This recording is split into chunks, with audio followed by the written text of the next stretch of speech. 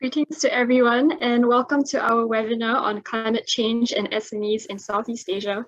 What do we know and what can we do? My name is Seah and I'm from the Climate Change in Southeast Asia program. Thank you very much for joining us today and I look forward to the presentation and discussion.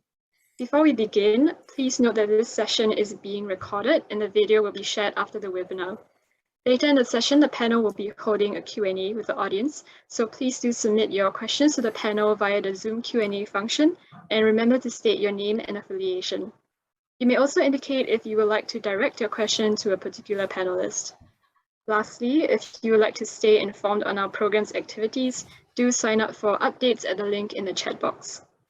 Now, allow me to introduce our moderator for the session. Ms. Sharon Seah is Senior Fellow and Coordinator of the Climate Change in Southeast Asia Program and ASEAN Studies Center here at ISEAS Yusof Ishak Institute. I will now invite Sharon to begin the webinar. Sharon, please. Thank you, Jia Hui. Very warm welcome to one and all this morning. Thank you for joining us. My name is Sharon. I'm the coordinator of the Climate Change in Southeast Asia Program. I warmly welcome all of you to this panel discussion on the key findings of a large-scale, multi-country quantitative survey conducted by ISEAS Yusof Ishak on small-medium enterprises in ASEAN's 5 large economies, Indonesia, Malaysia, Philippines, Singapore, and Vietnam. The survey was conducted between October and November last year by Dr. Michael Schaper. The results of the study has been published in a paper entitled SME Responses to Climate Change in Southeast Asia, and my colleague has already shared the link to the paper in the chat box. I want to save time by keeping introductions brief so that we can get to the heart of the discussion today. First, let me introduce the author of the study, Dr. Michael Schaper, who is Senior Visiting Fellow at the ISEAS Yusof Ishak Institute. Michael has had a long-standing interest in environmental issues in small firms. He completed his PhD in environmental practices amongst SMEs at Curtin University and authored a book entitled Making Ecopreneurs, Developing Sustainable Entrepreneurship, and introduced Australia's first business degree major in environmental business management. Michael has since served in a number of major government roles, including that of Small Business Commissioner for the Australian Capital Territory. From 2008 to 2018, he served as the Deputy Chairman of the Australian Competition and Consumer Commission, with special responsibility for SME issues. And lastly, Michael is Company Director and Adjunct Professor at Curtin University in Western Australia. So I can't think of anyone else better than Michael to conduct the study. Our second speaker for this morning is Dr. Ryal Wun. He is the Deputy Executive Director and Legal Director of Global Compact Network Singapore and the Managing Director of the Carbon Pricing Leadership Coalition Singapore. Now, the Global Compact Network Singapore is actually the local chapter of the United Nations Global Compact, whose mission is to drive action towards a more sustainable future. The CPLC, the Carbon Pricing Leadership Coalition, is a voluntary initiative whose mission is to catalyze action towards successful implementation of carbon pricing around the world. I'm sure Ryal will tell you more about his twin missions. And prior to his 2 appointments, Ryal held both private and public sector roles at both national and international levels. His background is in law. Our second speaker is Mr. Sebastian Cortes-Sanchez. He's the Deputy Director at the Asian Trade Center. Sebastian is not a stranger to us. He has spoken last year at our ASEAN Roundtable. He manages trade policy facilitation, digital trade, and supply chain related projects at the ATC. He has experience in assisting governments in the design and implementation of national and regional trade policies. He also specializes in micro SME development in trade within e-commerce and trade facilitation. So I have with us here a very qualified panel of speakers who will be bringing us through and reacting to the findings of the study. With the introductions done, let me invite Dr. Schaper to take it away before I turn to Ryal for his comments and then to Sebastian for his reactions to the findings. Take it away, Michael. Thanks, Sharon. And I'll ask also if we can put the slides up on the screen for the benefit of viewers as well. Most of these are replicated, most of the tables in the document. You've also been given the URL too. Briefly put though, although we've got a question up here, what do we know and what can we do? The essential question here is actually much more broader. In a time of increasing concern about climate change and increasing action, there's still one issue that remains almost unaddressed and unexplored by most researchers. How are we going to make the transition to a low carbon economy when we ignore 95% of all the businesses in existence? In other words, how do we move to a low carbon or a no carbon business environment when without taking into account SMEs, who represent, as I said, 95 to 97% of all businesses in existence? It's a curious question because it's largely been overlooked by a large number of policymakers. Next slide, please. What I'd like to do in this presentation today is briefly give you a bit of an introduction to that issue, as well as what we've uncovered here at ISEAS Yusof Ishak Institute in our recent research into the SMEs in Southeast Asia. What do SME operators think about the environment, if they think about it at all in terms of climate change? What are they doing to reduce their own greenhouse gas emissions and their own impact?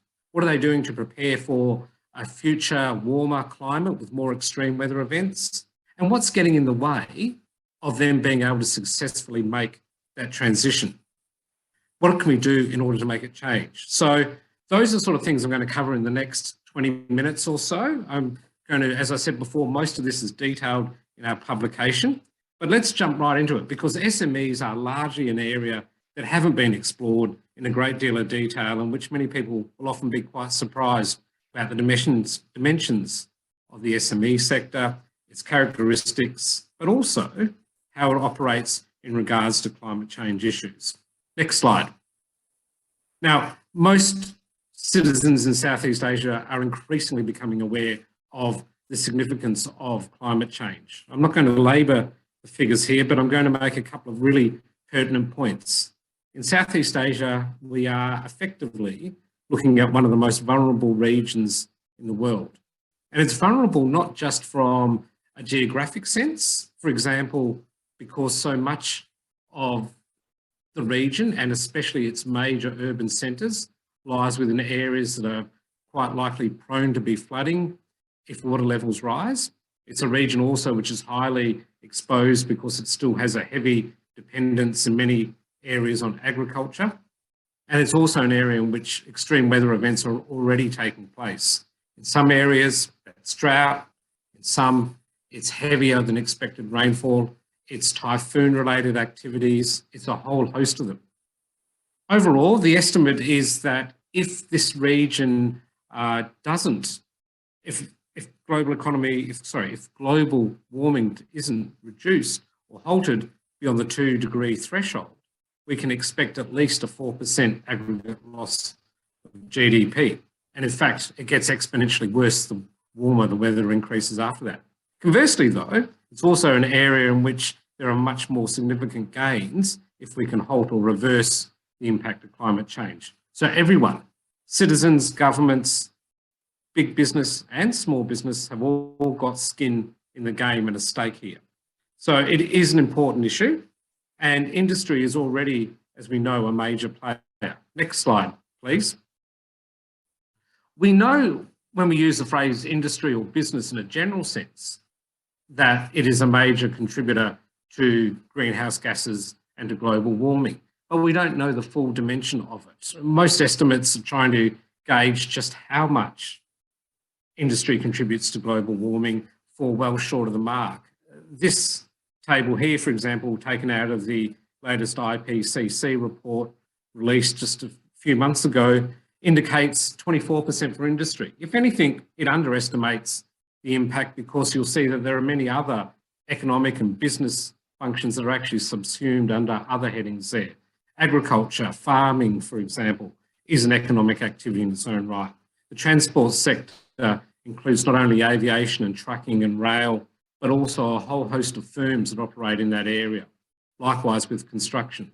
So when we make some sort of estimate about the impact of business and industry, we are, if anything, underestimating it. But we are also within that underestimating the impact of the small, medium sized business sector. In some places, that's also known as the MSME sector. Let's have a look at that. Next slide, please. Micro, small and medium-sized enterprises, small businesses, SMEs, whatever the terminology, we're all talking about basically the same phenomena. It is an independent business that is largely started, run and operated by the owner-operators. It is not part of a larger corporation. It is a standalone enterprise in its own right. Small, medium businesses encompass the full range of almost all economic activity and are found right throughout all the economy.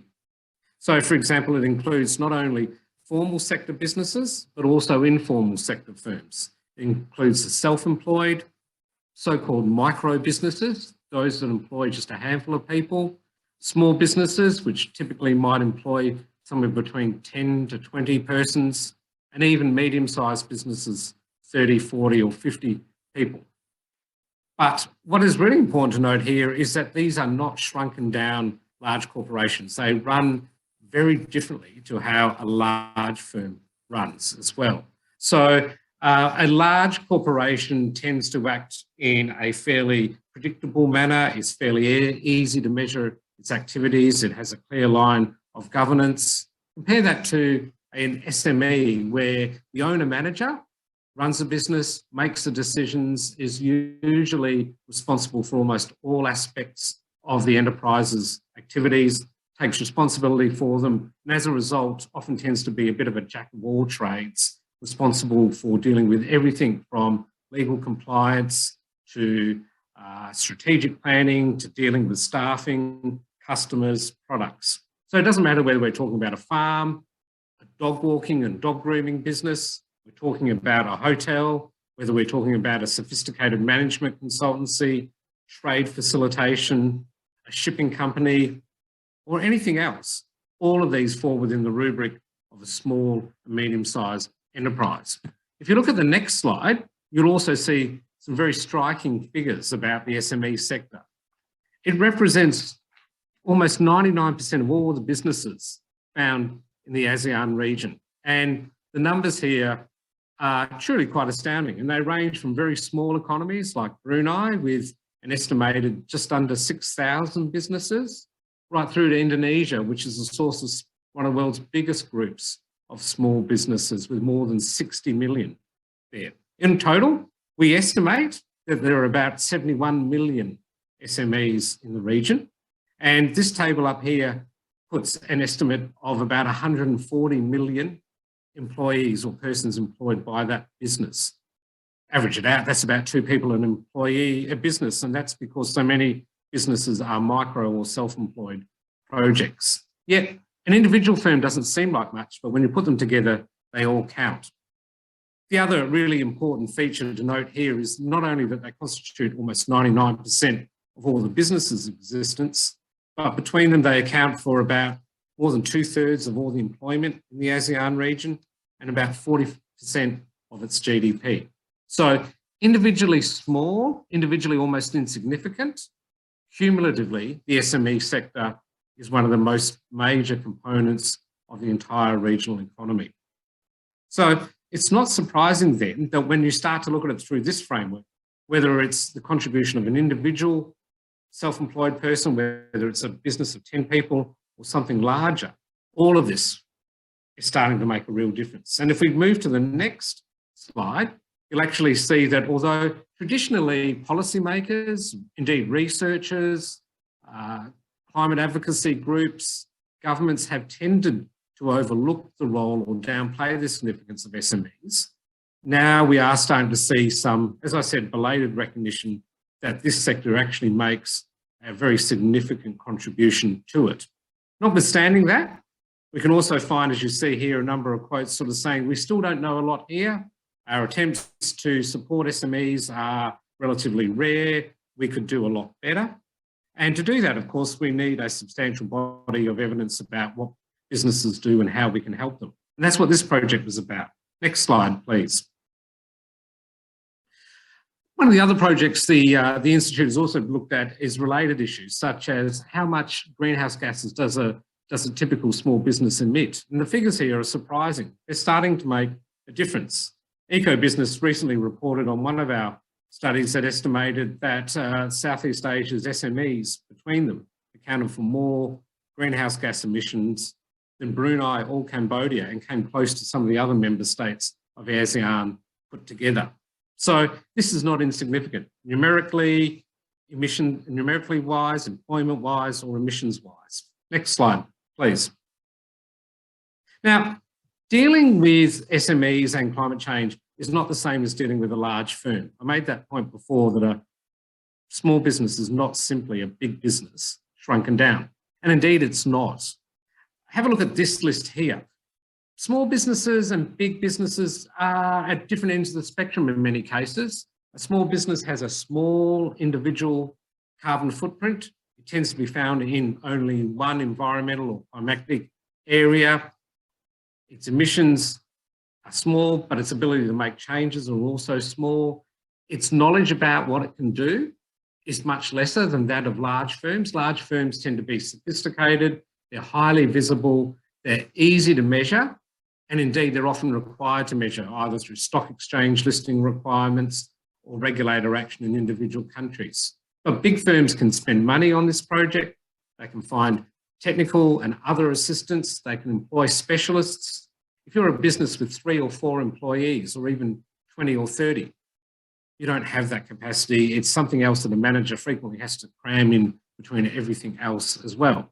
So let's not go through this point by point, but as you can see here, the really important thing here is that there is not only a big degree of difference, but there is also a high level of asymmetry with a much reduced capacity to actually make, measure, understand and implement changes for a small firm than there is for a sophisticated, well-resourced, well-staffed, technically proficient large corporation. And as a result, SMEs are behind the 8 ball right from the get-go when we ask them, how do we deal with climate change as well? Next slide.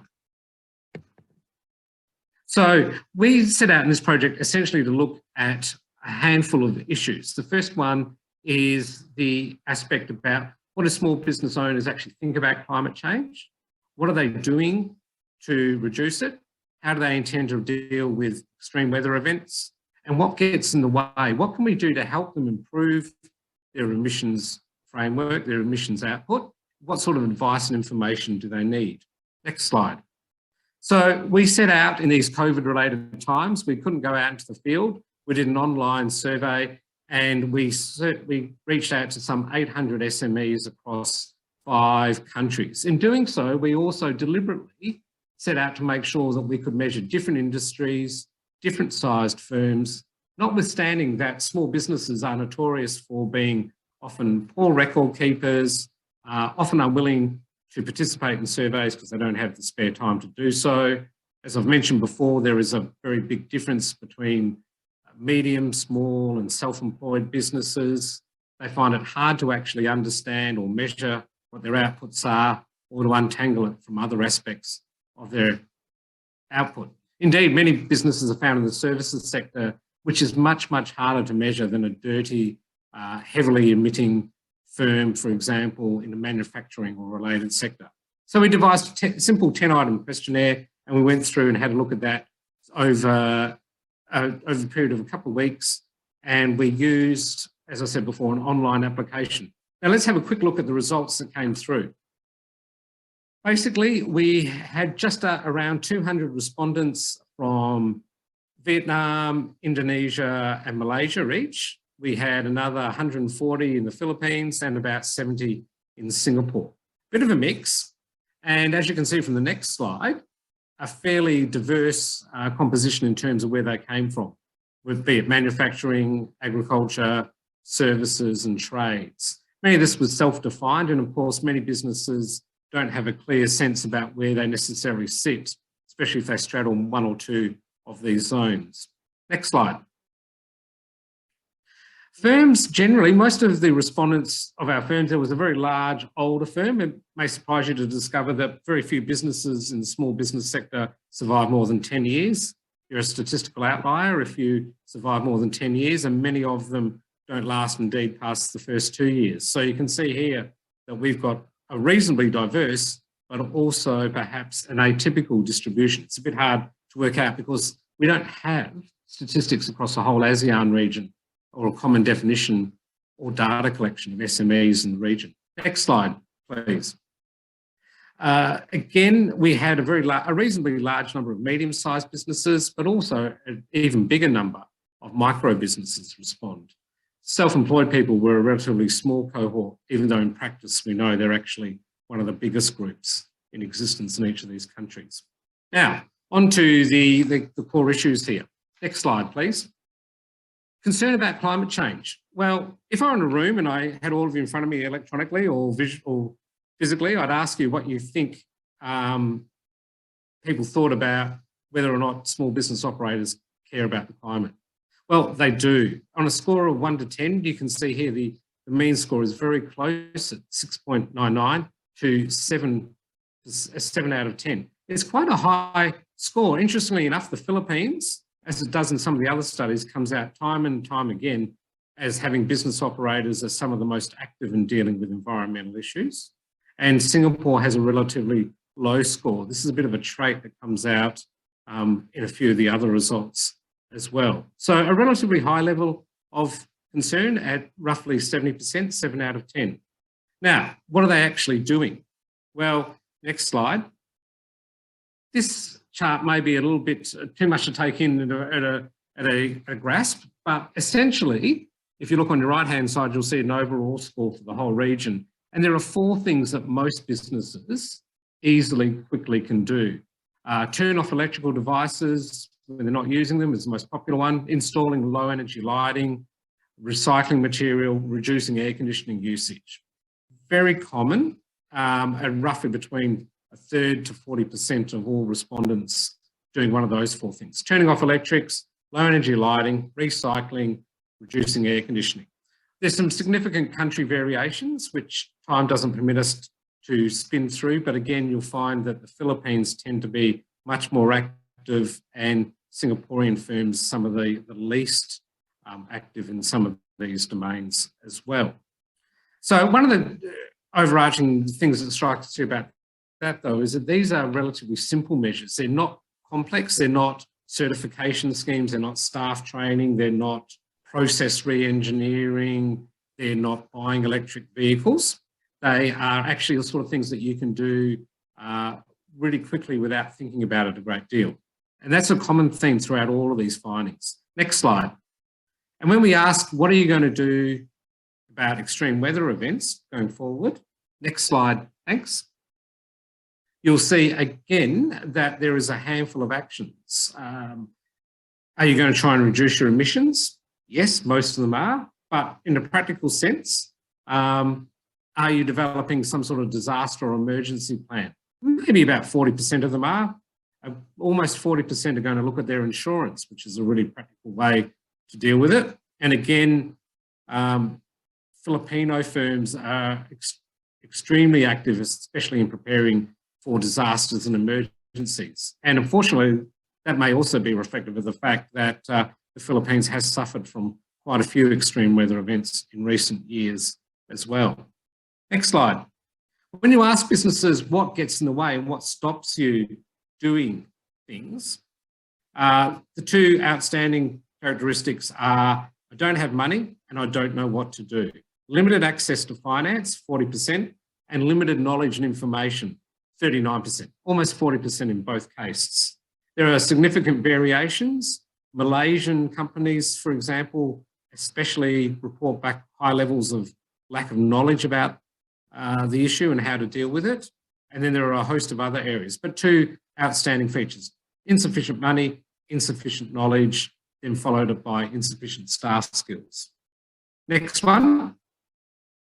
Next slide, thanks. Where would you go to for help? Well, the most trusted form of help, that's it, thanks, is government, at just over 50%.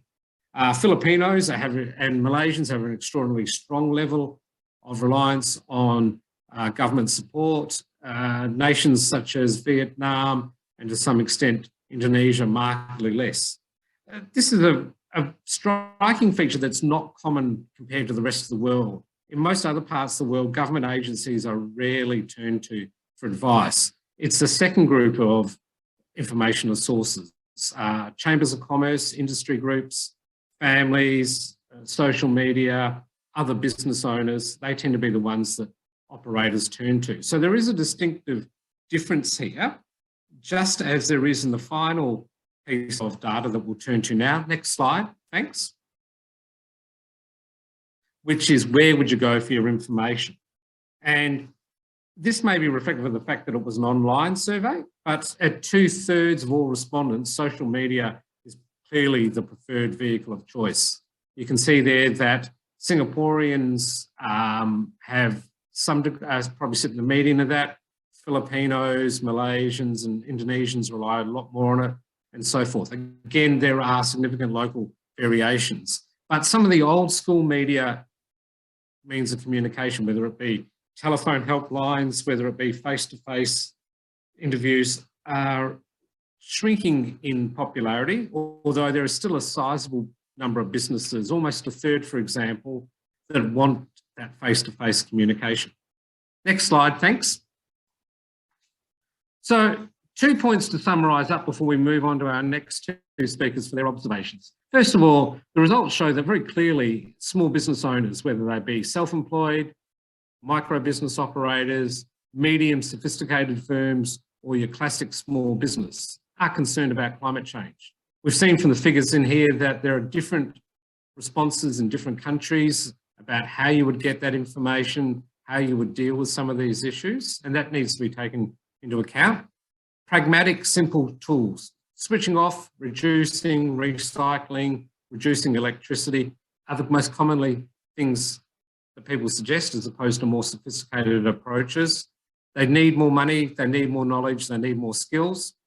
They are comfortable in dealing with government here in the region. Again, as I pointed out, differentiation to most other small businesses in other parts of the world, and online delivery is really useful.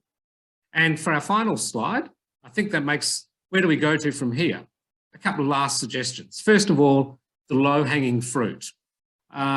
If we were to offer people, for example, low energy light bulbs free of charge, we'd probably reduce more emissions than if we went for a sophisticated retrofitting or green certification scheme, because it seems that's where businesses want information and want help. Money still matters, and governments need to think carefully about financial assistance and whether or not there's some way, either directly or indirectly, that can help businesses with that.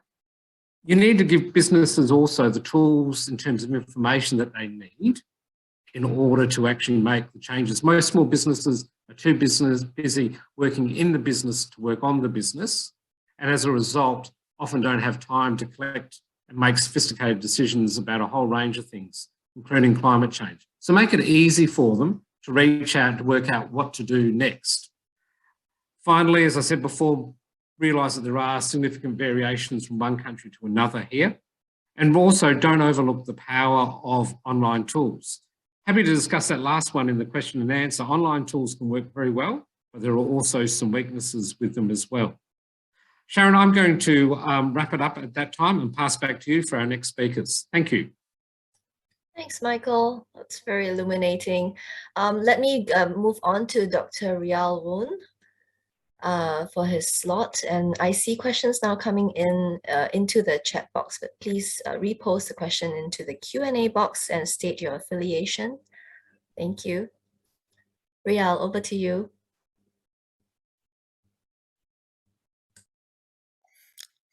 Thank you very much, Sharon, and thank you very much, ISEAS, for the opportunity to share what we know. Very insightful paper by Michael. I think my role will just be confined to the Singapore context, and thereafter, I think very nicely, we will move on to the ASEAN context with the next speaker. So perhaps what I'll do very briefly is to introduce who we are before moving on to what we know about SMEs. Next slide, please. Okay, I wear two hats here in Singapore. The first is with the UN Global Compact. We are the local chapter here, and our primary concern is with advancing sustainability in businesses, in both SMEs as well as large corporations.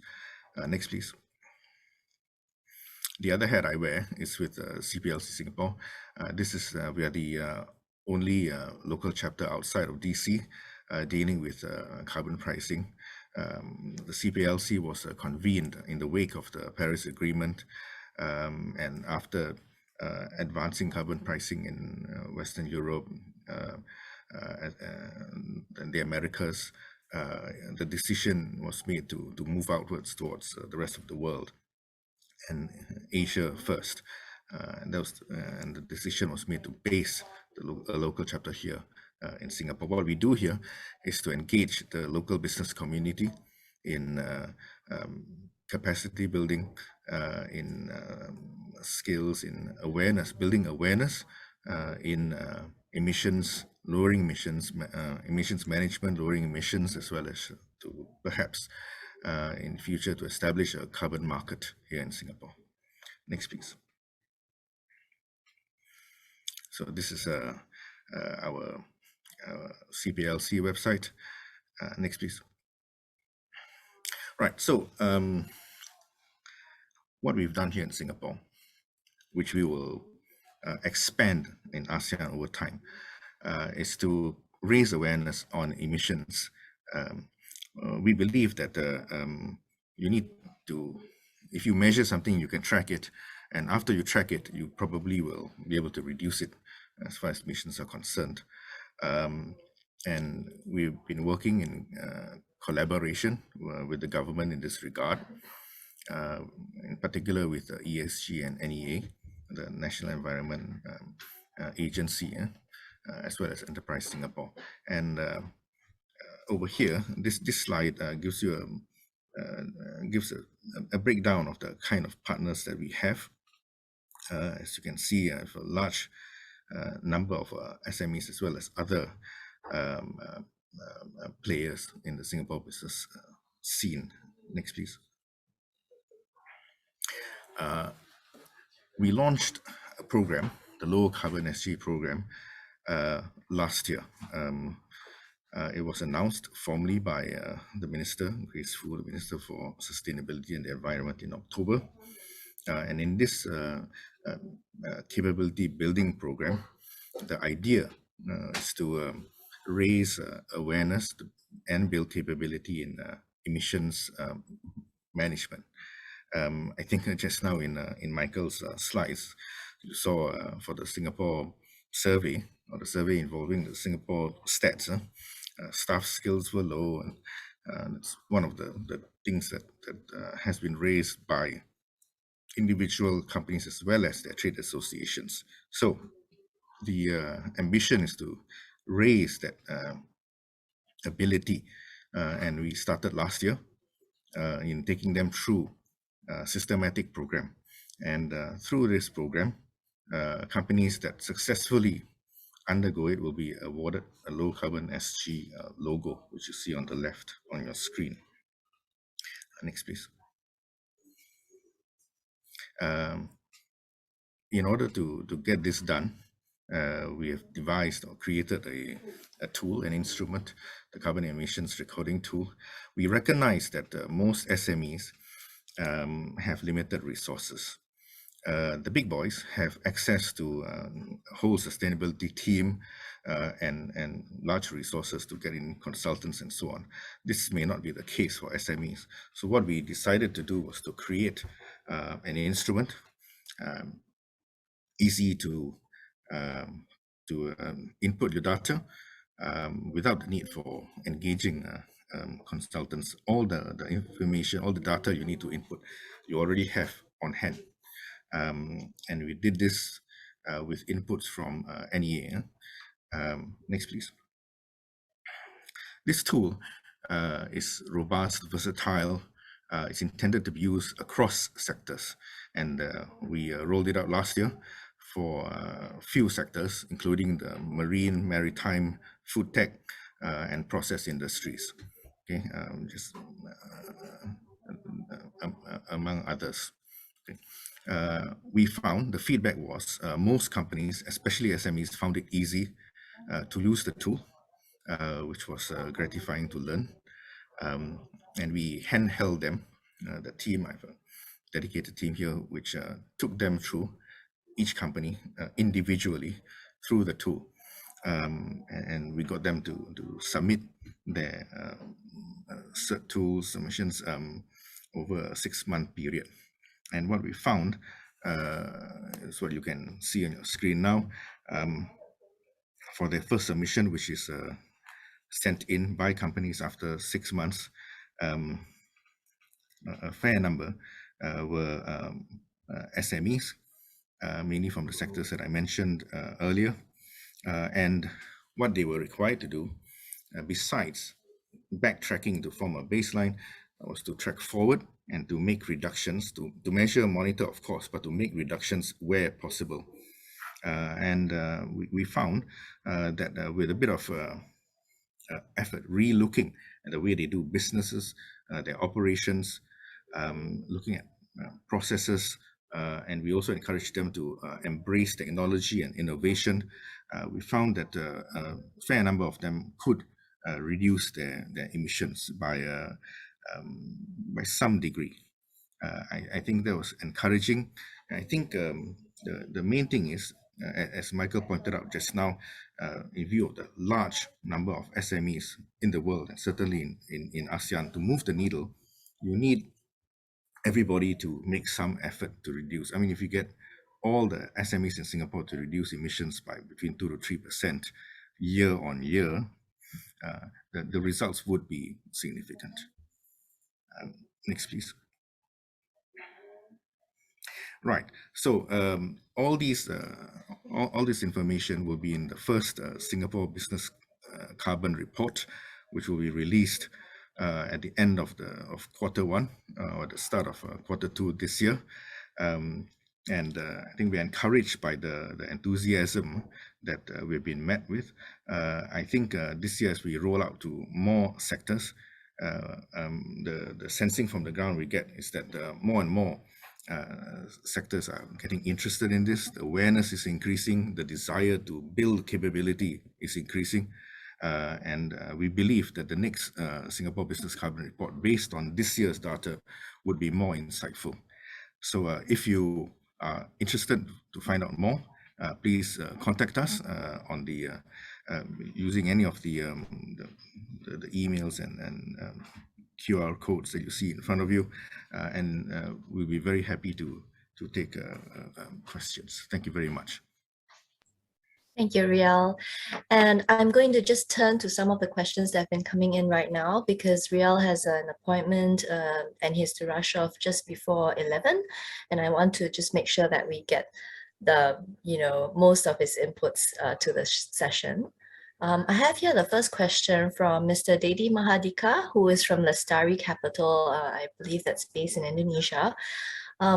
He's asking, what would the business case be for SMEs to engage with emission reduction activities or plans? Is it pressure from the investors, or is it more like the function of SMEs being part of the supply chain, and there's therefore this downstream pressure from the suppliers as suppliers? And also he's noted that SMEs in Southeast Asia are actually some of the MNC's biggest brands Scope 3 emissions.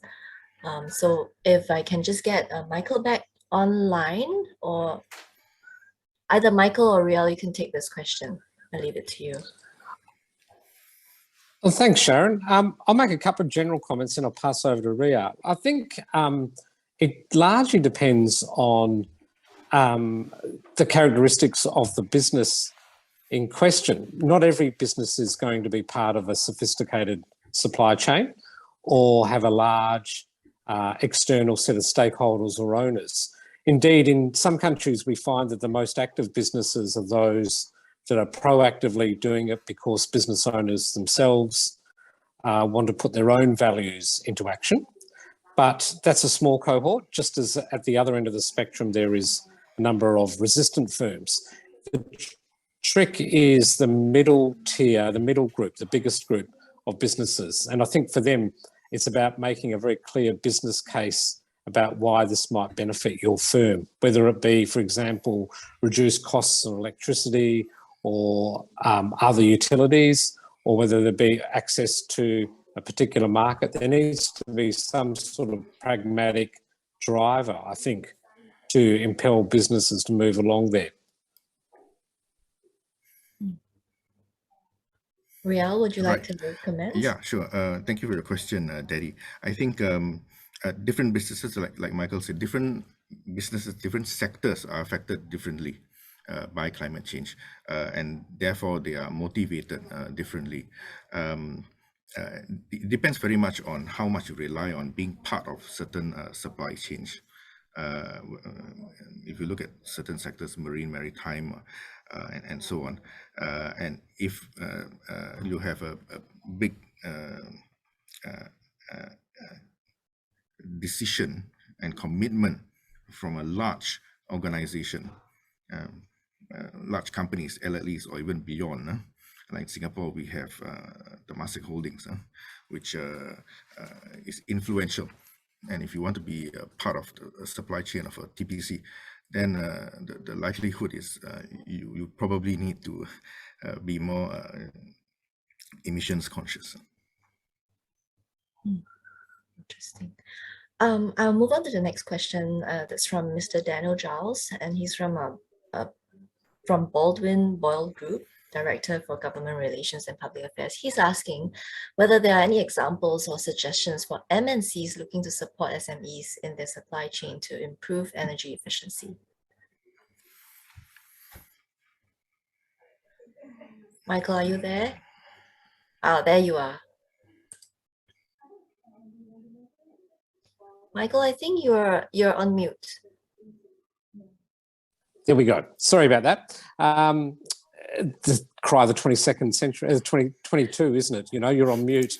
It's a good question. I don't have examples that spring immediately to mind, but I think that MNCs can play a really important role by exactly that, pushing changes through their supply chain. One of the examples that perhaps is easily understood, though, is that of franchising, where franchise systems can sometimes impose requirements on their franchisees to improve their sustainability, their usage, for example, of plastic. There's a whole variety of steps that can be done. Now, it depends on whether or not they simply push that onto the business and walk away and expect the small firm to pick up the costs, work out for themselves how to implement it.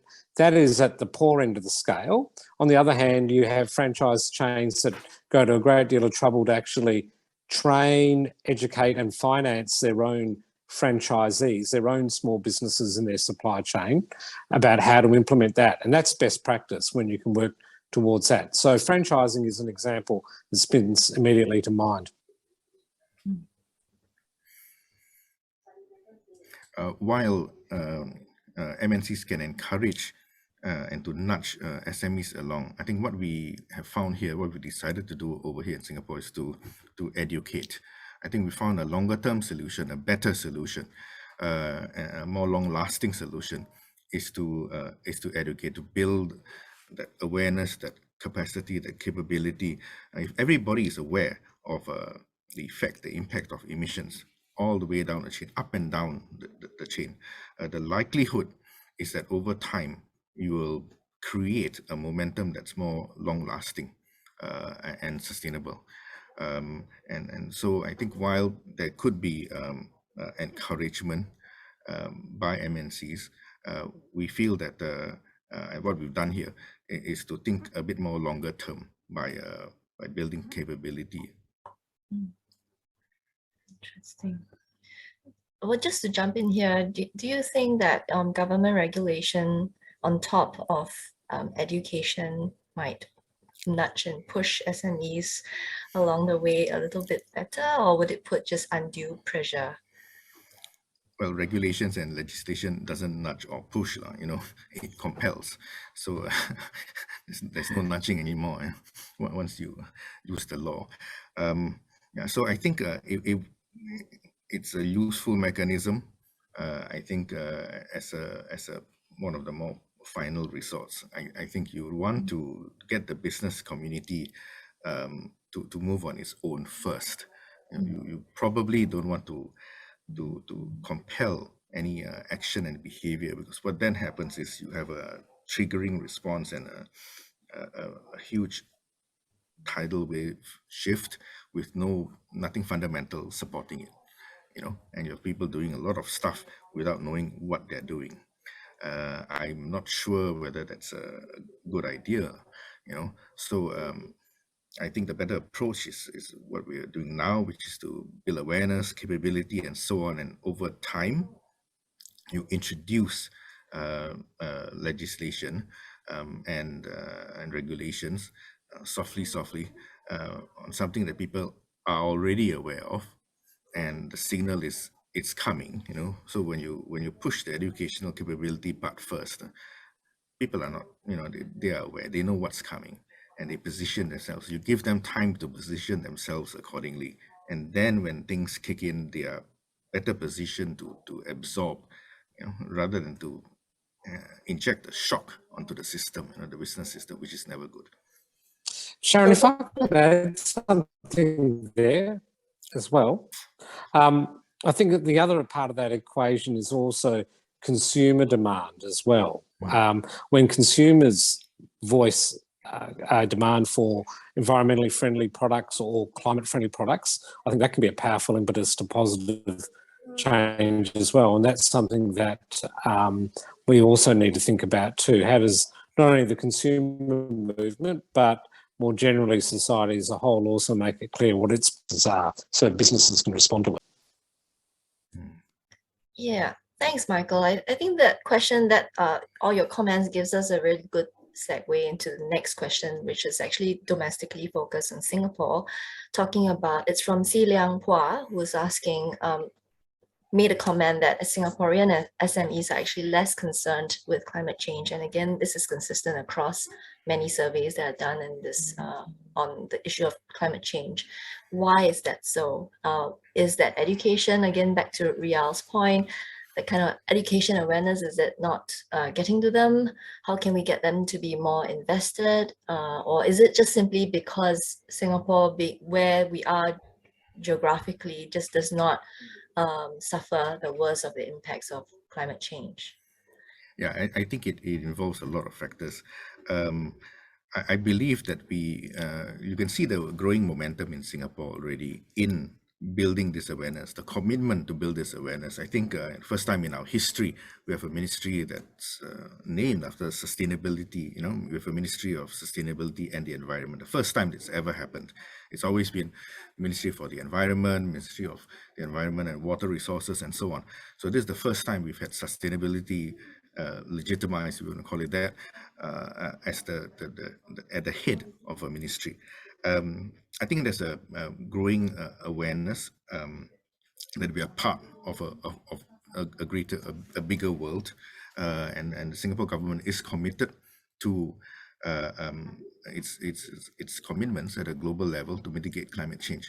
So I think there are a lot of resources kicking in from last year, and the momentum will grow as incentives and other bits and pieces fall into place. This lack of awareness, I think, is very. Once we raise awareness and we build capability, we teach people how to measure and monitor the emissions, I think things will change. Momentum will grow. I'm reminded of my doctor telling me, you know, because I'm unhealthy and always overweight, and it's primarily because I don't care to stand on scales. You know, what I don't know won't frighten me, you know. So if you get people to better understand their emissions, whatever they can measure, monitor, they can track, and thereafter reduce, right? Before I let Ryal off, I just have this last question from Suman Majumda, actually expressing surprise that Singapore is lagging behind in some aspects of climate action. And he's asking, or he or she is asking, while there were some examples of push being mentioned to get SMEs to take real action, what's maybe needed is that pull. And I guess it sort of relates to my earlier question of regulation, and it means that SMEs must see the business case, the benefits of taking these actions. How then, just to add on to that question, how then do you bring that message across? Yeah, so yes, building a business or establishing a business case and pushing it forward is important. And I think we know that innovations in climate change, in solutions to the climate problem is $1 trillion industry. So I think there is a business case already established. It's a matter of getting that business case conveyed to SMEs. And I think the benefit of being in Singapore is that once there is commitment from the government, and once there is that ambition, things move very fast. I think from last year till this, I think the awareness level has risen. I think for the next 2 years, if you were to take the same survey at the end of next year, I think you'll be surprised by the level of awareness and commitment of SMEs to lower their emissions. Thank you. Michael, if you're still there and you would like to comment. No, Michael's been having some connection problems. Oh, he's back. I see. I'm back. Yeah. Look, just a final comment about regulation. Regulation can be used as a tool, but we need to be mindful of a couple of variables that are really important. While putting a regulatory framework in requires all businesses to comply with that, we also need to think about, for example, is it fit for purpose? Will it apply equally to all firms? Experience shows us that traditionally small businesses have to spend a lot more money to comply with the same regulatory burden as a large firm, because it typically, proportionately, is a much greater cost to them and often a deterrent to doing something. We also need to think about whether or not it's fit for a particular industry or group of activities as well. Good regulation fosters continual innovation and improved economic performance, allows businesses to keep doing and getting better. We don't want regulations that put a floor and say to business, you only have to reduce your emissions by X figure. What we want is a framework that allows them, start here, this is your start line, but the more you do, the better it is, and a framework that allows them to be rewarded for that as well. Not impossible, but it does require more than just a knee-jerk reaction in terms of how we frame them. So it can be done, and a number of European countries have done that quite successfully too. Yeah, absolutely. I totally agree with that, Michael. It's how you roll it out. And I think we have a unique way of rolling things out here in Singapore. You introduce a carbon tax, for example, at $5 first and get the people used to it, and then you move it along. It's always better to get just like raising VAT or GST. You don't start with 20%. You need to get everybody comfortable, used to a system, and then you build towards your ambition. Yep. Thank you so much. I'm going to just move on to our next speaker, Sebastian, and then we'll come back to the Q&A with all the various questions that's been on. And thank you very much, Ryal, for joining us. If you would like to take your leave, so please go ahead. Well, thank you very much for having me. I wish you all the best and an enjoyable day. I leave you in the good hands of Sebastian. Thank you. Okay, thank you, and thank you, Sharon, for the introduction, and good morning, everybody. Like Sharon mentioned, my name is Sebastian Cortes, and I'm the Deputy Director at the Asian Trade Center. I'm just going to share my slides now. And I'm glad we've had, as of now, a very fruitful discussion, not just about whether MSMEs are or not engaged in climate-related activities within Southeast Asia, but also on what it takes to get those SMEs to jump over the hurdle and either implement those actions or make significant adjustments to the business model so that they are able to reduce their emissions. So as part of the work that we do at the ADC, we work closely with SMEs here in Singapore and across Southeast Asia to try to figure out what types of direct support or regulatory changes are needed to make sure that not that they're only able to trade, but that they're businesses that are sustainable in a post-COVID environment. And I think that, and recently, and as outlined by the report prepared by Michael and ISEAS, those include climate-related adjustments that could improve their sustainability and survivability of their business moving forward. I think the business developed by Michael and ISEAS also proposed a robust framework and data about the importance of MSMEs for the regional economy. And so I think what I would like to focus in today is taking my own and the ATIS's team experience running MSME survey studies in the region, running SME workshops, and more recently, a sort of a year-long mentorship program with SMEs from across the region to try to outline what are some of the key barriers preventing SMEs from innovating, pivoting, and growing in a way that is aligned with climate-related goals. And based on the questions that I've seen on the chat, I hope I can answer some of the issues and concerns raised by the audience today around what is a business case, what does it take for an SME to actually get to do something, and how does this work within a broader context, where MSMEs are often worried about not just growing, but surviving and maintaining profits. So with that, I would first like to frame the whole issue around common challenges that SMEs often face to grow within the Southeast Asian region. I think as Michael already mentioned it, and the survey showed, SMEs often lack the knowledge, resources, and skills to be able to make any type of changes, whether it's to digitalize, to trade, to make climate-related adjustments in a way that is sustainable for their business. And over the past, 5-6 years, working closely with MSMEs across the region, trying to make different, different adjustments to their program, we've identified a framework that has 4 key factors to understand whether an SME can operate successfully. The first one, which I think it seems quite obvious, but is often one of the biggest barriers, is a competitive product. And what do I mean by a competitive product? We mean developing a product that can be sold at a market in a very specific circumstance. And what we often find is that either SMEs have production costs that are too high, or are unable to pivot or adjust to changes like the COVID-19 crisis, or rely too much on a specific supplier, or maybe are not marketing or positioning the products in the right way, which means that the product is just not competitive within a broader market where they might be competing with larger companies that have economies of scale.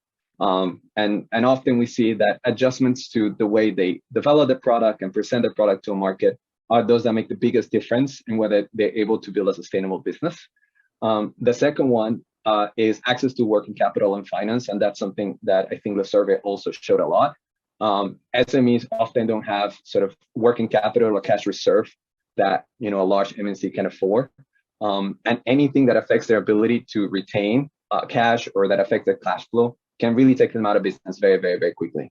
And if that's something that we've seen, I think, work quite badly for SMEs around the current crisis, where either because of supply chain or because of lockdowns or because of the inability to develop their products, they are tight on cash. And when the support has not been sufficient, a lot of them have just been run out of business.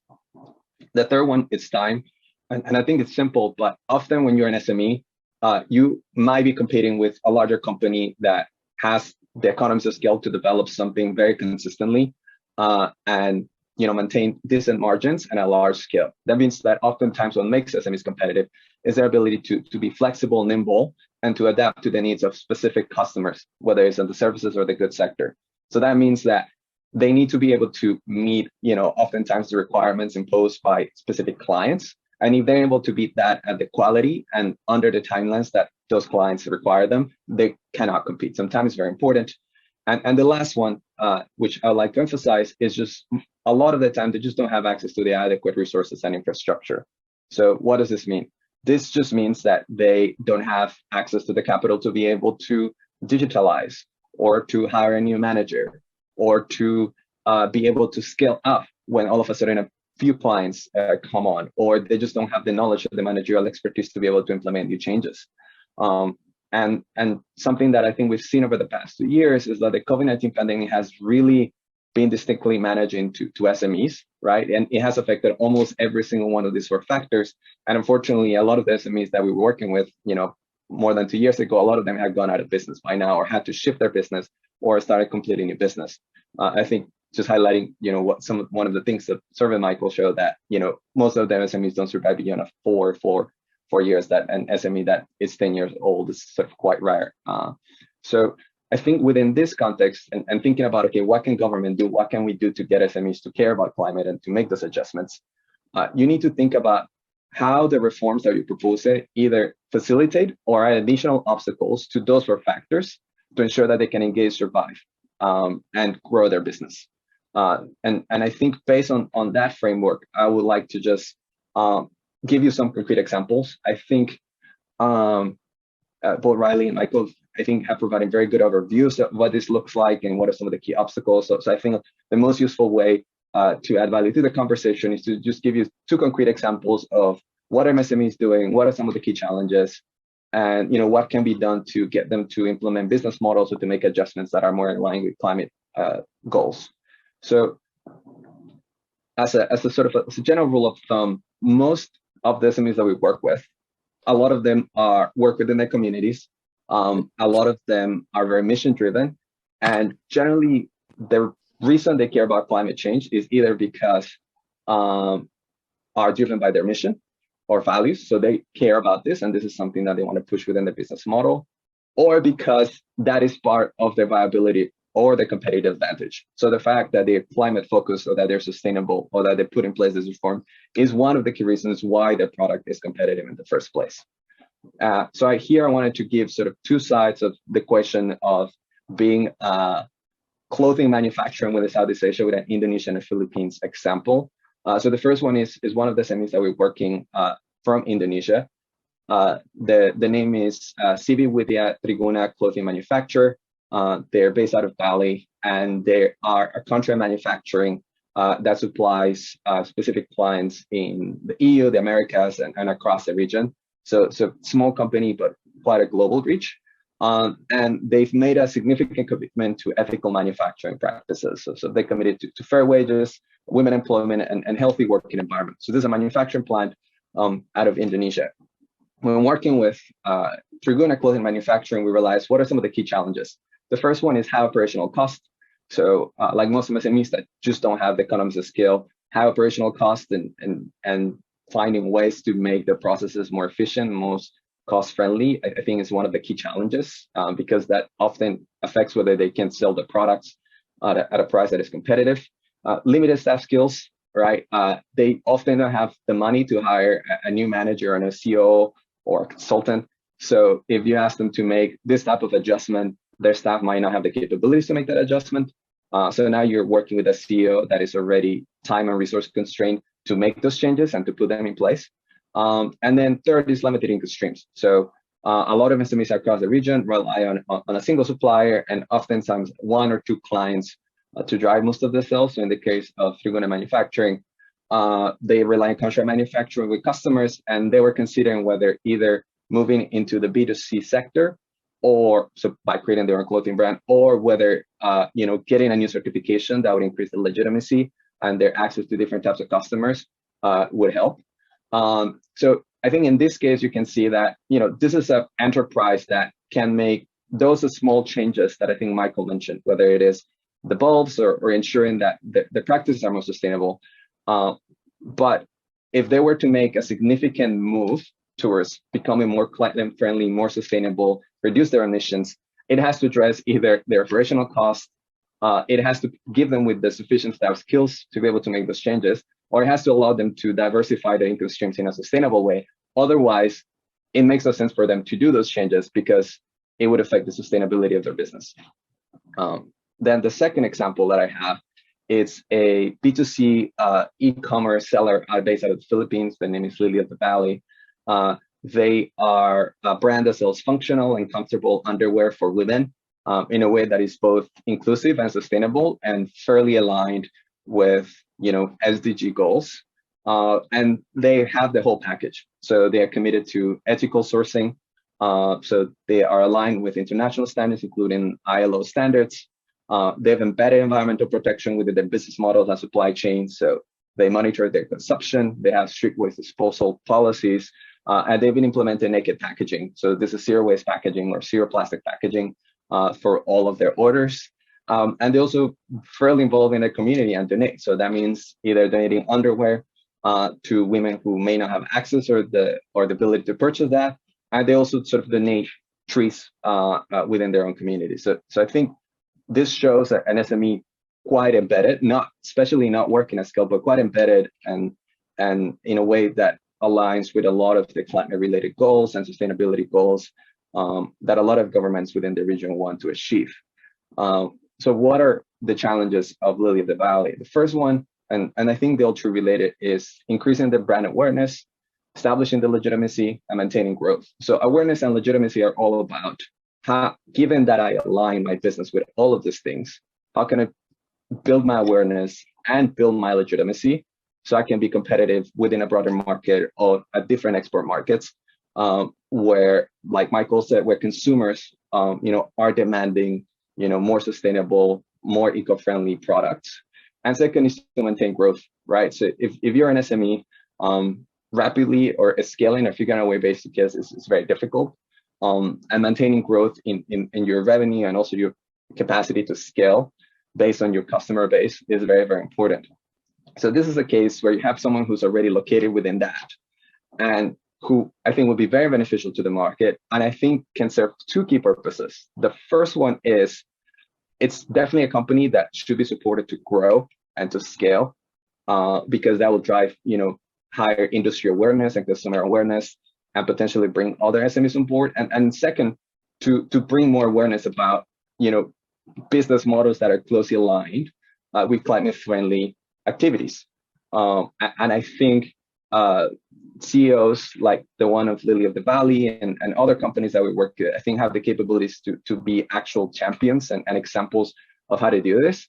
And I think this is the type of thing that often builds better awareness and drives a lot of SMEs to think or rethink about their business, is when they hear from other women, in this case, on other businesses who are already taking that leap and who already understand the challenges of taking that leap. And I think that's something that should be leveraged and explored. So with those two examples in mind, I just wanted to align four recommendations to think about how do we get SMEs to care more, to implement more of these programs, to be more educated, and ensure that any activities, whether they're government-led or whether they're private industry-led, that they actually create that engagement, that participation, and that sustainable change, not just a plan or a pledge, but actual sustainable change to their enterprise and business model. So generally, increasing SME knowledge and engagement with climate-related action, I think it has to be part of a broader strategy that focuses on strengthening the survivability and sustainability of SMEs in a post-COVID environment. It makes no sense to try to push eco standards or to try to push SMEs to move if they don't have the tools and the capacities to be a business or to survive more than a year or two, or to be able to pivot or change, based on changes in supply chain restrictions or in markets. You can only make a business more sustainable if that business can continue to be a business within the medium and long term.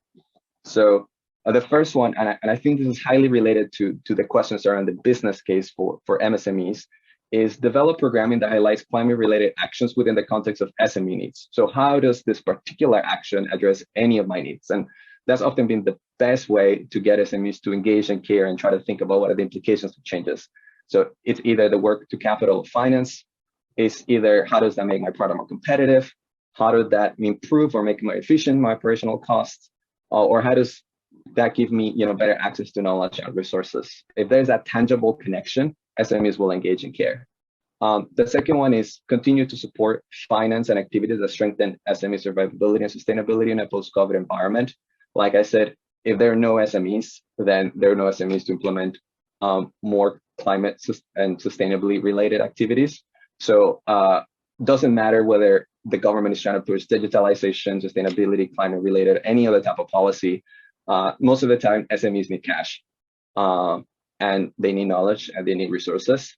And the only way to ensure that they remain businesses is to provide them with those networks and those activities and those resources so that they can maintain and grow their business.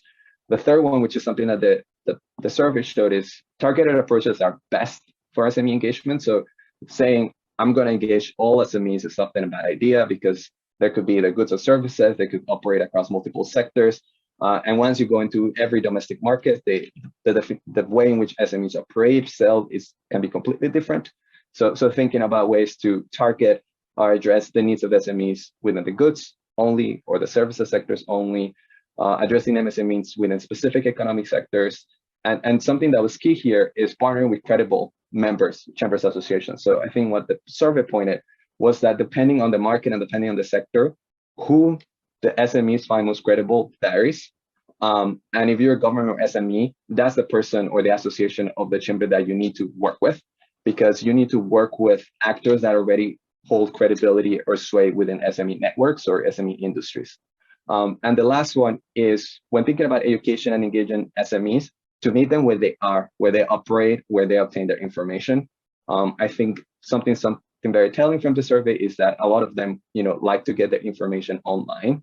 And I think what I'm advocating here is not just to meet them online, but to meet them at the right platform in a way that creates values for those SMEs and in a way that prioritizes engagement. So that means that to be able to engage SMEs well, I think a lot of governments and MNCs need to adopt a lot of the tactics that marketing agencies and all their companies that sell things online do, right? Is figuring out what are the platforms that work for the market, what is the best way to reach and engage MSMEs within that platform, what is the type of content that creates value for those SMEs so that they constantly engage and give me feedback.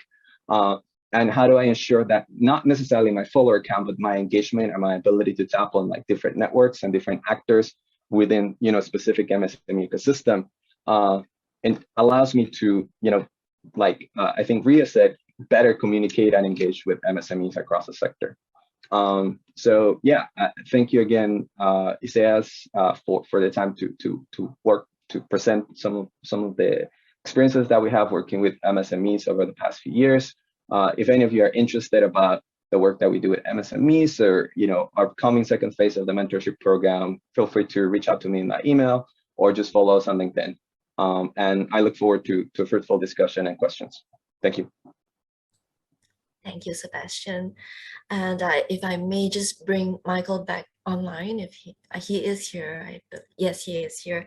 I'm going to move into the Q&A session. I've got several questions coming in. I do apologize. There was a question meant for Dr. Ryal, but he has left. And if you do have pressing questions for him on what he's doing, the CERT tool, please email us at climatechange@iseas.edu.sg, and we'll be sure to pass on your question to him. So just moving on to the Q&A, we have here a question from Mr. Apichai Sunchinda from Thailand. He's an independent expert. Michael, he wants to know why the study did not include Thailand. And the second, yeah, go ahead. That was a fairly straightforward one. That was a matter of limited logistics and capacity. It wasn't, Thailand was probably the other economy that we would have liked to have a look at. And I think there's scope to do that going forward. So I would hope to see some of this replicated in countries like Thailand as well. So that's the only reason for leaving it out. The second question, the results from Singapore again appears to be an outlier. Why do you think so? Why? Pressing question here. And the last one, any efforts to encourage or recommend ASEAN to pay more attention for climate interactions in the SME sector? Two really good questions. The first one in regards to Singapore is, part of it is a puzzle, because one might have assumed, in fact, that just as, for example, most OECD nations typically record very high levels of environmental concern, that Singapore as an advanced high-income economy would also record similar sort of patterns. So that one is a bit of a stump. It's the sort of question that you need a bit of qualitative research. I think to dig down behind.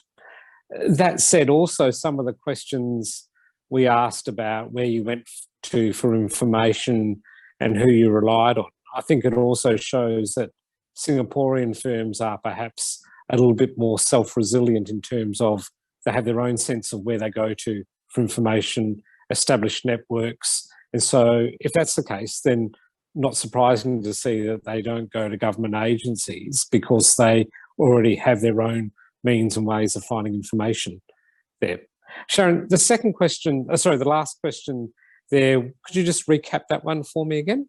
The efforts to recommend ASEAN to pay more attention. And maybe Sebastian might like to take that as well because it relates to a regional effort, if there were any. I'll make a couple of starting comments and then throw to Sebastian. There is certainly plenty that ASEAN could do in this area. I only mentioned this in passing, but it is actually really important that one of the most basic things that ASEAN could look to do is to develop a common definition of what an SME is. Every country in the region and every country we survey has its own definition. And that might seem esoteric, but it's not. We can't compare apples with apples here. It's hard for us to make generalizations about some of our results because we don't know how they compare to the ASEAN average or typical or mean, normal distribution, because there is no such thing. The European Union has collected and defined a standard definition of an SME, and it's allowed it to make all sorts of measurements to track progress in a whole variety of policy fields. So that's one step. I think the second one in an ASEAN context is to focus very much on getting simple, straightforward solutions out, especially to the smaller end of the sector. So, for example, if we're talking about energy reduction, waste reduction, recycling, practical steps, not just websites to read. And then also, I think finally, is to coordinate at a regional level some of the green credential and environmental schemes so that if businesses are going to have a good business case to reduce emissions, they want to know that consumers, as I mentioned before, are receptive to that. So if you have a region-wide green certification scheme, for example, that creates a much more attractive proposition to sign up to it because you're likely to get a much bigger market than if it's done and judged and certified at a country-by-country level. So there's some very practical first steps. Sharon? Sebastian. Okay. I think thinking about what ASEAN can do, I think it's relevant. And I think the couple of recommendations that Michael outlined, I think are very useful. Coming from a background where we do a lot of work with ASEAN and ASEAN institutions implementing and trying to figure out how ASEAN can work together, I think the first thing I'd like to highlight is that SMEs are already a key part, if not instrumental or focal part of ASEAN's current regional efforts. If you just look at the recent ASEAN Comprehensive Recovery Framework, SMEs are at the center of goals to accelerate inclusive digital transformation and move towards a more sustainable and resilient future. So this is something that I think ASEAN has already highlighted. Where I think ASEAN often encounters challenges when it comes to MSME-related goals is how to get them to engage and to adopt things that they agree at the regional level. And this not only include something like a climate-related certification, right? But they're trying to push certification around key issues like data privacy or supply chain survivability.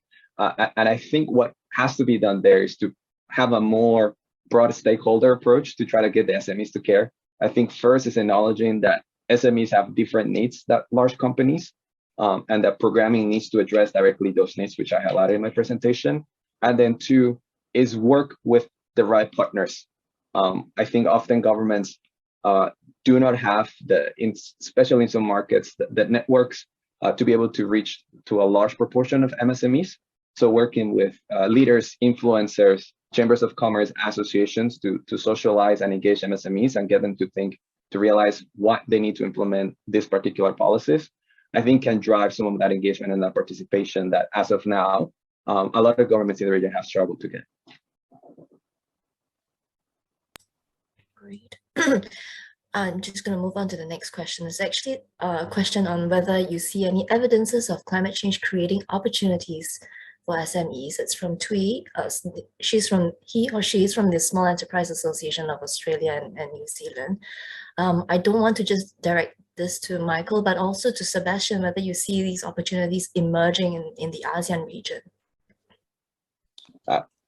Absolutely, that is right. Also, I think, especially over the past 5 years, I think what people realize and is that, and like the survey showed, SMEs in average actually emit less emissions, and most of the times actually already have in place fairly sustainable and community-friendly practices because they work within their own particular context and they work with family, and I think they do have a competitive advantage over large MNCs with large economies of scales and complex supply chains with multi-tier producers. And so a lot of the SMEs, like the ones I showed in my presentation, actually have viable businesses just because they are developing sustainable and crowd-friendly products, because they're able to get the right certifications that makes them competitive not in a domestic market, but in larger markets like the EU or the US, where there's high demand for those things. So I think when thinking about things like sustainable investment or sustainable production or fair working practices, where a lot of large MNCs are getting a lot of scrutiny and criticism because of how not sustainable or friendly they are, SMEs, because they're so flexible and because they understand the context so well, do actually have an opportunity to be able to be competitive within a broader market. The key, and I ended with this, is that of course, most of the time they don't have the networks or the resources to be able to take that jump. So I think working with the right SMEs and giving them the resources and the scale to be able to make that jump, I think could actually drive their competitiveness internationally. Yeah.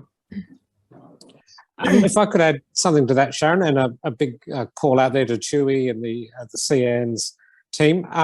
There certainly are, as Sebastian said, there's a couple of niches small businesses can play here. The first one is bringing new products to market. For example, I know that there's at least a couple of people that have registered for this seminar that are in the throes of developing new eco-friendly products, whether they be everything from outright measurement of emissions right through to just lower carbon products and services. So that is always, and indeed, that's a really important one in an open economy, because that way small businesses keep the competitive pressure on large firms as well, because they keep moving the dial. Secondly, they can also play to taking existing products and services and operating them with a more sustainable edge. That gives them a niche in the market.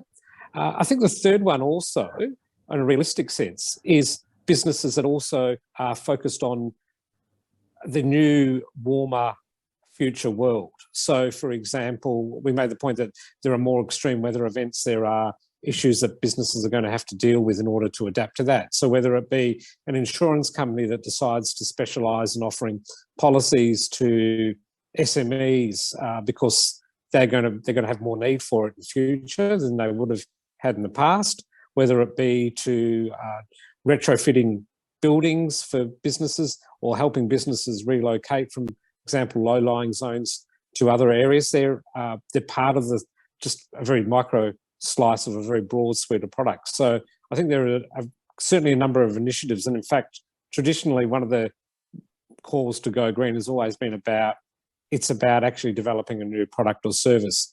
If we look at it at a global level, we want not just new products and services, we also want existing businesses to change their way.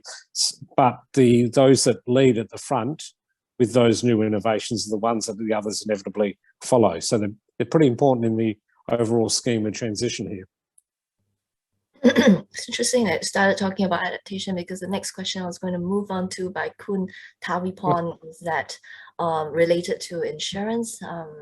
You've talked about that in your survey, that SME respondents have said they are intending to review their insurance policies. So can you elaborate more on which group of SMEs that would be and the role of the insurance sector?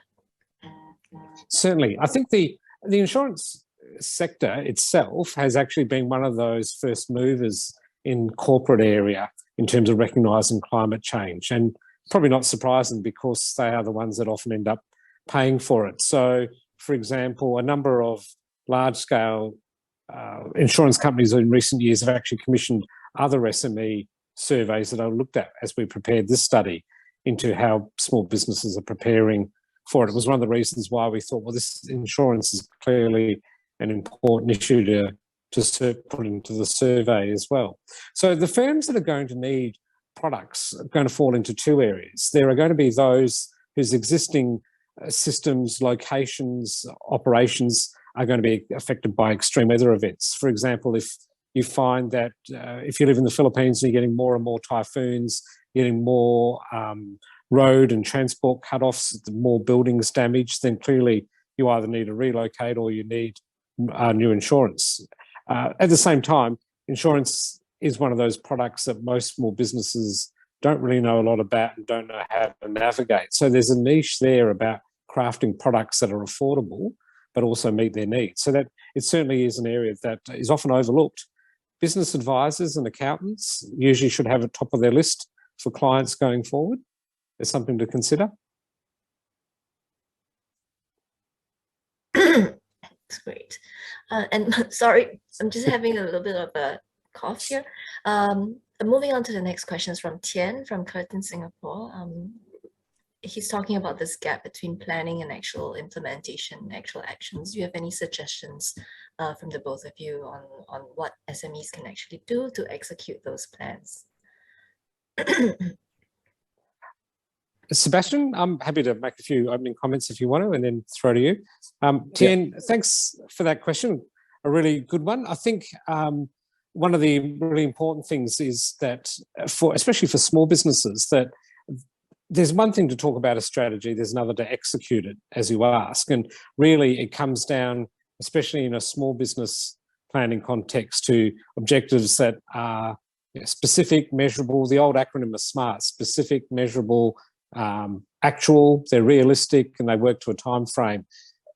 It's not much point, I think, as a small firm trying to develop an overly complex or overly sophisticated response, certainly not in the first instance. The couple of quick questions you need to ask yourself is, because there's two dimensions here, how can I reduce my emissions? And secondly, how do I prepare for the future?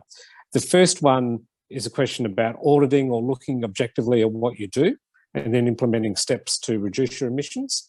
The second one about planning does require a bit of sitting down, a bit of thinking by the owner, by the senior staff, by advisors if they have, for example, a trusted accountant or other form of external advice about what they can do to make those steps, and then rolling them out. You don't have to do them all in a mad rush, but they certainly have to be built into the business plan. And in fact, I would go so far, Tian, as to say that perhaps that's one thing that business advisors, educational institutions, industry associations need to actually put into business plan frameworks for their members, their students, their clients, as the case may be.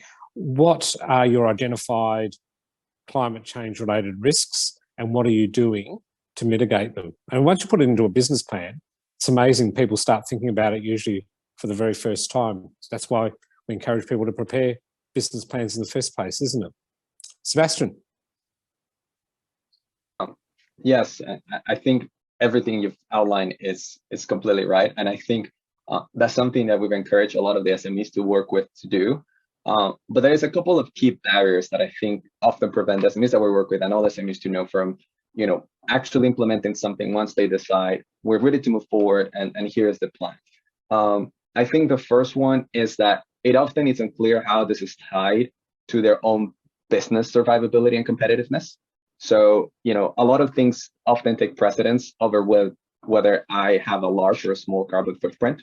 And SMEs are, always looking to doing anything that would help their margins, help their working capital, and ensure that they remain competitive. So I think ensuring that there's a close link between what the business does and the climate change related matter, I think matters a lot. So either increases in efficiency and operational costs because of my reduction of my carbon footprint, or because my product is more competitive, or because it's more appealing, I think has driven a lot of the SMEs that we work with to do that change. And I think the second one is the lack of access to expertise and resources. I think a lot of these are companies where they are often family owned and don't have a large management team. And a lot of the SMEs that we work with just don't have the time. Like if you're a manager and you do HR, logistics, compliance all at the same time, to try to think and implement a climate related activity when most of your staff is untrained, I think it's very difficult. And I think something that we found that is very valuable, besides just saying, give the SME money to hire someone or provide them with those resources, is the access to networks and mentorship. I think SMEs find very, very, very helpful to be able to learn and get asked questions and learn from other SMEs that are also going through the same types of difficulties, working and learning from industry, whether it's from MNCs, from insurance, from anywhere, because that provides them with an external source of validation and accountability that makes them feel like they're part of something larger, that they're accountable, that they're moving in the right direction, because they're not getting that from either the local community or from their own company. So really trying to build stronger MSME networks and relationships between SMEs that believe or SMEs that want to move towards that direction, I think we've seen can make a huge difference in an SME's ability to actually implement a plan that they develop. I think the idea of a community in practice is very important, especially for the MSMEs. And I think what we've been talking about this whole morning, really the survivability of the SMEs has to be top priority in driving towards environmental and climate sustainability. They cannot forget about their own sustainability as a business. I just want to take one last question, if please indulge. My colleague Casey has a question on whether younger entrepreneurs are more likely to adopt a more eco-friendly business model. And anyone, I leave it open to either Michael or Sebastian to comment on this. I'll jump in. I've been jumping in first. Sorry, Sebastian, on all of them. It's very much, there is an age cohort effect, and I think it works at a couple of different dimensions. There's no doubt environmental psychologists have recognised over several decades now that increasingly the level of community concern about environmental issues rises over generations, and that's probably a reflection of the fact that since about the 1960s, environmental issues have slowly but surely made their way increasingly to the forefront of public consciousness in the education system and related areas. So yes, you will find that amongst younger entrepreneurs. Interestingly enough, you will find a legacy-related aspect, though, in older entrepreneurs who are, their concern switches not so much from themselves and what their future is likely to be, but rather that for their children and or grandchildren. So it's not surprising. And interestingly enough, of course, older entrepreneurs are often the ones that have the greatest amount of money to put into a business venture, the resources, the experience. And so as people get older, they actually become, in some respects, they have more capacity as an entrepreneur to make a difference as well. So I think you find it at both cohorts as well. And it's something that we don't think about a great deal, but we should certainly be encouraging business owners with established practices to think about what legacy are you leaving as well when you choose to either exit, retire, sell, or leave the business. But it doesn't, not just family businesses. A really good question. And I think just to very quickly complement that, I think there's, from experience, there's definitely a divide, and especially when it comes to a lot of family-owned businesses or businesses that have legacies. I think what we often see is sort of some of the older cohort build the business model based on what made Asia competitive back then, which is cost. So anything that will keep costs at a minimum is something that they try to push. And we see a lot of new entrepreneurs, new CEOs, new management, often having to work really hard within their own company to try to push alternatives that will make them more visible, more social media savvy, more flexible, and a lot of the times more sustainable. And I think what is needed, it's working with a lot of young entrepreneurs who are inheriting a family business and want to take it to the next stage. I think further support is needed to ensure that they actually have the tools and the capabilities to actually do that, because I do see a willingness to either build fair work environments and be more sustainable and more climate friendly businesses, but that is often that sort of lack of flexibility between the generations. And I think governments can do, a lot more to try to push those businesses to make those changes quicker, and like Sharon said, to build a community of SMEs where they can sort of realize and learn how, other people have implemented best practices in their own company. Yeah. Thank you so much, both of you. We've unfortunately exceeded our time, in fact, by 4 minutes. Thank you for your indulgence, and to the audience, also thank you very much for all your questions. I'm afraid we couldn't take all of the questions, but if you feel that they are very important, pressing, please feel free to email us and we will get the speakers to come back to you with the replies. And with that, I want to thank everyone for coming on to the webinar. I'll pass this time to our MC, Jia Hui. Thank you. Once again, thank you to all the panelists for a wonderful session, and thank you to the audience for your active participation today. Please look forward to our email to all audience members that will have more materials from this webinar after the session. So we hope you've enjoyed the webinar and have a great day ahead. Thank you.